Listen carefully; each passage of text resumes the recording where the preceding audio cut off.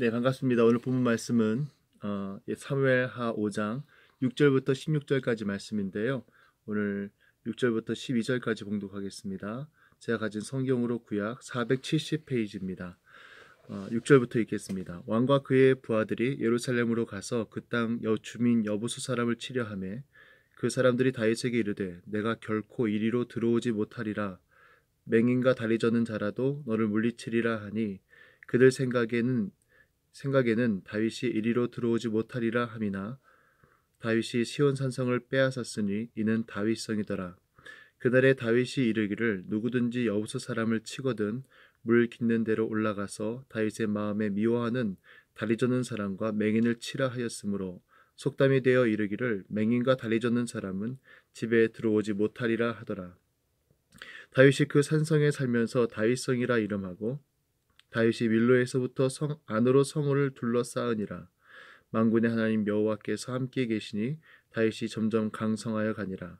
두로왕 히람이 다윗에게 사절들과 백향목과 목수와 석수를 보내매 그들이 다윗을 위하여 집을 지으니 다윗이 여호와께서 자기를 세우사 이스라엘 왕으로 삼으신 것과 그의 백성 이스라엘을 위하여 그 나라를 높이신 것을 알았더라. 아멘. 주님께 사랑하신 청년 여러분, 이렇게 영상으로라도 함께 만날 수 있어서 감사하고요. 주의 말씀을 나눌 수 있어서 감사합니다. 오늘 본문 말씀은 다윗성의 꿈, 다윗성의 이상이란 제목을 가지고 함께 말씀을 나누고자 합니다. 여러분, 세계적으로 또 역사적으로 또 정치적으로 종교적으로 가장 유명한 도시가 있다면 어디라고 생각하십니까? 런던, 파리, 뉴욕 여러 도시들이 있고 서울도 있겠지만 그래도 아마 이 도시를 빼놓을 수는 없을 것입니다. 바로 예루살렘이죠. 예루살렘에 관한 수많은 이야기들이 있는데 그 중에서도 영화 한 편이 떠올랐습니다. 킹덤 오브 헤븐이라고 하는 영화인데요. 수많은 희생을 치르게 되는 모습이 등장합니다. 폐허가 된 예루살렘만 남아있는데 그때 그것을 차지하게 된 살라딘에게 마지막으로 이 주인공 발리안이 묻는 아주 인상 깊은 장면이 있습니다. 이 발리안이 묻지요. 도대체 예루살렘의 가치는 뭡니까? 라고 묻자 발리안은 살라딘 대뜸 nothing이라고 대답합니다. 아무것도 아니지. 근데 갑자기 가다 조금 뒤돌아서서 말하기를 갑자기 또한 everything이라고 대답합니다. 아무것도 아니면서도 또 모든 것이 되는 그런 도시 예루살렘 이렇게 얘기하는데요. 누군가에게는 아무 의미 없는 도시처럼 보일지 모르고 또 어떤 이에게는 모든 것이 되어지는 그런 도시라고 말하는 것이죠. 이러한 도시 여러분 어떠한 마음으로 예루살렘이라는 단어를 생각하고 계신가요? 예루살렘 다윗성은 참 많은 이름을 갖고 있습니다. 다윗성 그리고 시온성 그리고 예루살렘 즉 평화의 성 그리고 오늘 본문에 나와 있는 여부스 성 이 여러 가지 이름들이 있는데요. 오늘 그 여부스 성 여부스 산지의 그 성읍이 역사의 전면으로 특별히 가장 중요한 도시로 등장하는 바로 첫 이야기가 바로 오늘 본문 말씀입니다. 다윗이 예루살렘을 점령하는 사건인데요. 앞서 국가의 분열 시대가 끝나고 다윗이 이제 통합된 나라의 왕이 되었습니다. 그가 왕이 돼서 제일 먼저 한 것 중에 하나가 이제 전체 이스라엘의 왕으로서 한 첫 번째 행동이 바로 예루살렘을 진군하는 것이었어요. 당시 예루살렘 그 지역은 여부스 사람들, 특별히 가나안 7족속 중에서도 강력했던 여부스 족속이 장악했던 도시였습니다. 누군가는 이 다윗이 이 도시를 점령하고자 했던 이유에 대해서 지금까지 헤브론은 다윗이 왕으로 활약했던 헤브론은 유다 지파의 땅이다 보니까 전체적인 나라의 수도를 다시 한번 세우기 위해서 베냐민 지파와 유다 지파 사이 경계에 있는 예루살렘을 겨냥한 것이다라고 설명을 하지만 보다 더 뜻깊은 것이 있다면 왕이 되어서 역사적인 가장 중요한 사건을 했다는 것입니다. 가나안 전쟁의 어쩌면 성취와 마침표 같은 역할을 했다는 것인데요. 이러한 모습은 앞에 사울왕도 비슷합니다. 사울도 역사적인 전쟁을 먼저 왕이 되자마자 수행하는데요. 암몬 자손과의 전쟁을 통해서 역사적으로 중요했던 길르앗 야베스 사람들을 구원하는 일을 하게 됩니다. 왕이 되자마자요. 다윗도 마찬가지입니다. 다윗이 왕이 되자마자 전적인 왕이 되자마자 역사적으로 가장 중요한 사건 하나를 이제 이루게 되는데요. 그것이 바로 여부수성의 공략입니다. 이스라엘 사람들이 가나안 땅을 점령했었지만 여러 지역에 남아있는 가나안 족속들이 있었는데 그 중에서도 가장 대표적인 그리고 가장 마지막까지 남아있던 곳 중에 하나가 바로 이 여부스 산지였습니다. 굉장히 무너지지 않는 철옹성과 같은 난공불락의 성이었는데요.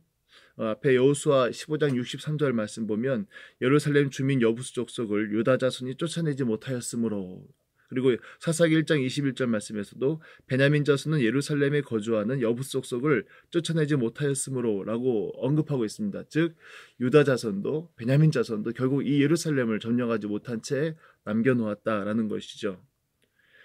다윗이 이제 통합된 명실상부한 이스라엘의 왕으로서 그가 마지막 남아있던 가나안의 성읍 이 여부스를 침으로써 가나안 전쟁의 마침표와 성취를 이루게 되는 것입니다. 결국 다윗은 이 성을 차지함으로 말미암아 이 하나님의 약속의 성취를 이제 마무리하게 되는데요. 그렇다면 이 성취된 나라, 이 하나님의 약속이 성취된 가나안 땅 그리고 이 도시는 어떠한 이상을 품게 되는 것일까요? 도대체 이 도시를 점령해서 어떠한 사회, 어떠한 나라를 세우고자 한 것일까요? 그것을 엿볼 수 있는 말씀이 오늘 본문 말씀에 특별한 에피소드를 통해서 소개되고 있습니다. 여부스 사람들이 다윗을 굉장히 조롱했는데요. 점령 과정에서요. 다윗의 군대를 굉장히 욕설로 퍼부었습니다. 그 중에 하나가 바로 맹인과 다리 저는 자도 너는 막아낼 수 있다, 물리칠 수 있다 이런 식으로 조롱을 했죠. 다윗은 이렇게 자신감에 차 있던 여부수 족속들에 대해서 그들을 점령하는데 7절 말씀처럼 이 시온산성을 빼앗았는데요. 이 막강한 성을 어떻게 함락시켰는가에 대한 힌트는 8절 말씀에 잠깐 나와 있습니다. 물 깃는 곳으로 올라가라 라고 되어 있는데요. 아마도 이제 학자들은 기온 샘의 수로를 통해서 그 난공불락이었던 예루살렘에 기습하지 않았는가라고 추측을 하고 있습니다. 그리고 역대기 말씀을 보면은 바로 요압 장군이 바로 이 전쟁의 선봉에 섬으로써 군 지휘관의 자격을 얻게 되죠. 어쨌든 이렇게 다윗이 이 땅을 점령함에 있어서 이런 에피소드가 있었는데요. 이런 조롱에 대해서 다리 저는 자나 맹인도 너를 물리칠 거라는 조롱에 대해서 다윗은 여부스 사람들을 그 맹인과 다리 저는 자로 빗대어서 그들을 공격하라고 명령했습니다. 근데 이것이 엉뚱하게도 속담이 되어서요. 맹인과 다리 저는 사람은 집에 들어오지 못할 것이다 라는 속담이 됩니다. 결국 다윗이 성취한 언약의 마침표, 영광스러운 땅에 더 이상 이제 다리 저는 자나 맹인과 같은 자, 특별히 뭐 여부수 족속과 같은 자들은 이제 없을 것이라는 어떤 메시지가 마지막으로 전달되고 있는데요. 이렇게 생각해 볼 수 있습니다. 예루살렘 성의 차지함으로 말미암아 그들이 이루고자 했던 이상사회, 어떤 맹인도 다리 저는 자도 없는, 그리고 여부수 족속과 같은 이방인도 없는 그런 사회를 꿈꿨는가라고 생각해 볼 수 있는 것이죠.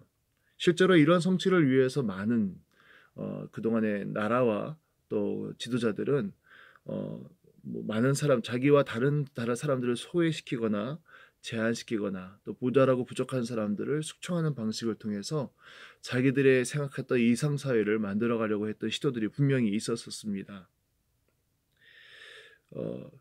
그렇다면 하나님의 나라, 다윗의 성, 예루살렘의 이상도 그러한 방식으로 성취가 되었을까요?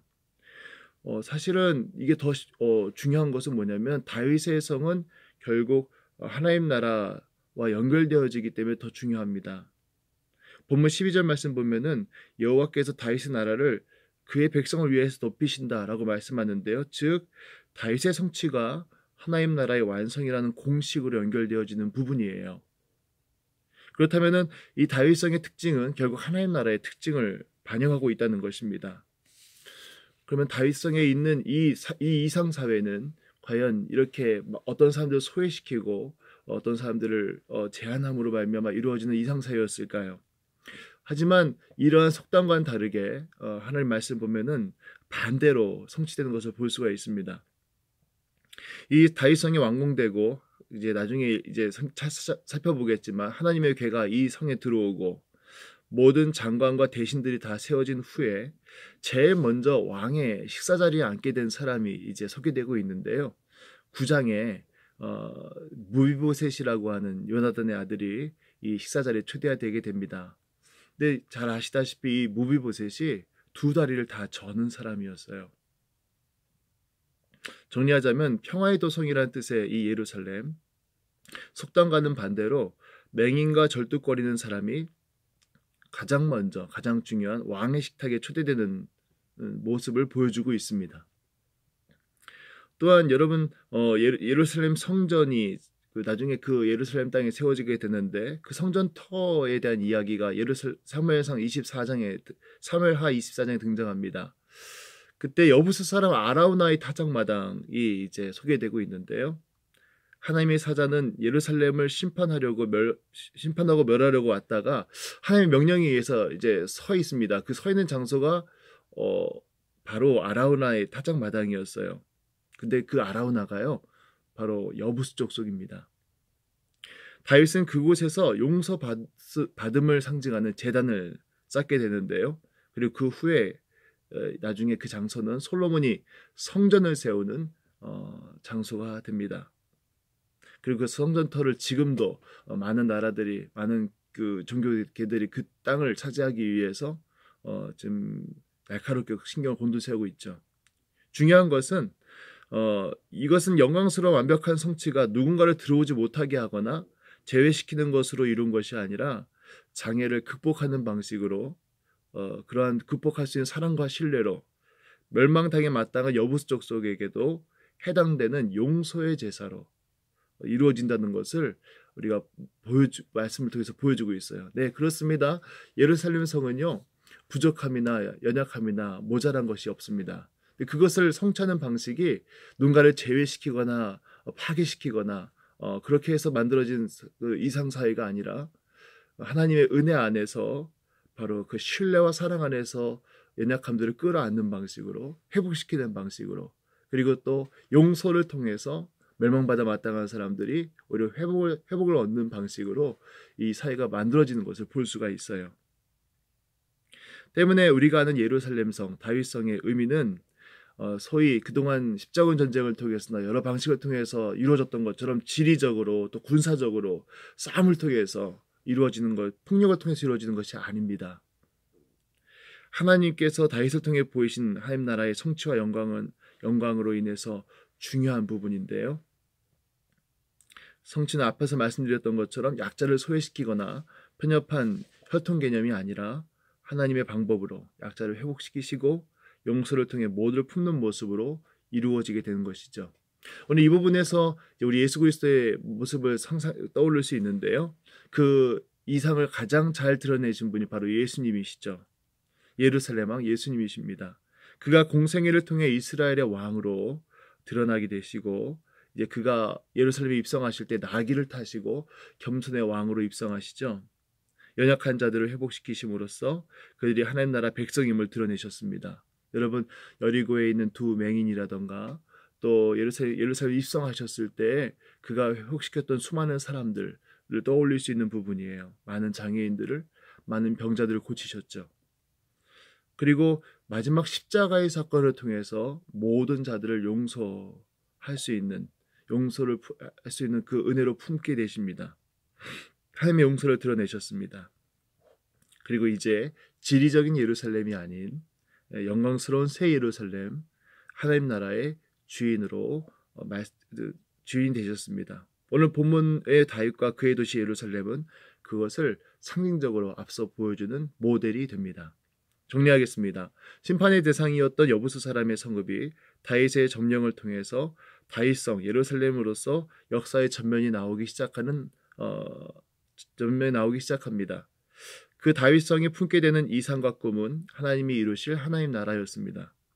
놀랍게도 하나님께서 그 다윗성에 집에 들어오지 못하리라 하던 그 다리 저는 자와 그 성의 중심, 다리 저는 자가 그 성의 중심, 그것도 왕의 식탁에 앉는 회복과 영광의 모습을 보여주셨습니다.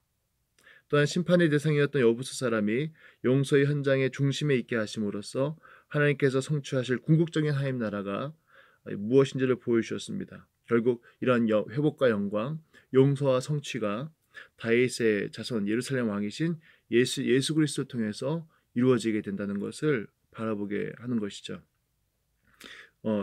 우리는 바로 이 하나님 나라의 이상과 꿈을 꾸는 사람들이 되기를 소망합니다. 예수 그리스도를 통한 회복과 영광, 용서와 성취를 함께 품었으면 좋겠어요. 우리가 생각하는 공동체, 우리가 생각하는 새로운 이상은 모자란 누군가를 제외하는 방식으로 만들어지는 것이 아닌, 오히려 그러한 사람들이 우리의 식탁에 가장 가까이 있는 방식으로 이루어지는, 죄인이 심판받기보다는 죄인이 용서받고 회복되기를 바라는 방식으로 이루어지는 회복의 공동체, 회복의 꿈을 갖는 우리 사람들이 되었으면 좋겠습니다. 오늘 이러한 예수 그리스도께서 보여주신 새 예루살렘의 이상을 바라보며 오늘도 주의 나라를 이루어가는 저와 우리가 되기를 소망합니다. 기도하겠습니다. 사랑의 아버지 하나님, 결코 하나님의 나라의 일원이 될 수 없었던 이방인이었고 죄인이었던 우리를 주님께서 용서하시고 사랑하셔서 하나님 백성 삼으신 것 감사합니다. 그 하나님 나라가 갖고 있는 그 놀라운 꿈과 이상을 오늘 다윗의 성을 통해서 발견하게 됩니다. 하나님, 우리가 더 이상 세상의 방식으로 살아가지 않고 하나님의 꿈과 이상을 품은 방식으로, 그런 생각으로 살아갈 수 있는 믿음의 사람들 되게 하여 주옵소서. 사회가 많이 혼란스러운 가운데 있습니다. 많은 사람들이 서로를 더 편협하게, 더 날카롭게 구분짓고 있는 이 시대 속에서 하나님 나라의 꿈을 가지고, 하나님 나라의 용서를 가지고, 하나님 나라의 사랑을 가지고 나아가는 저희 될 수 있도록 우리를 사용하여 주옵소서. 예수님의 이름으로 기도드립니다. 아멘.